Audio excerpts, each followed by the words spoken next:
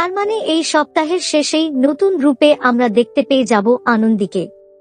এদিকে জোরকদমে শুরু হয়ে গেছে তিতির ও আদির বিয়ের অনুষ্ঠান।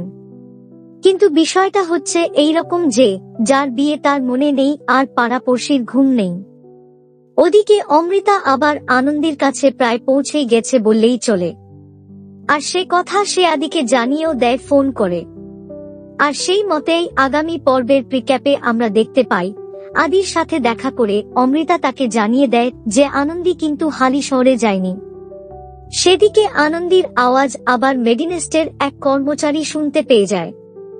সো কি মনে হচ্ছে অমৃতাই আনন্দীকে খুঁজে বের করবে, নাকি আনন্দী নিজে ওখান থেকে বেরিয়ে আসবে? অবশ্যই জানিও কমেন্ট করে। দেখুন আনন্দী প্রতিদিন সন্ধে 6:30-এ শুধুমাত্র জি বাংলায়। এইরকম সমস্ত আপডেট সবার আগে পেতে অবশ্যই আমাদের চ্যানেলটি সাবস্ক্রাইব করে নিও।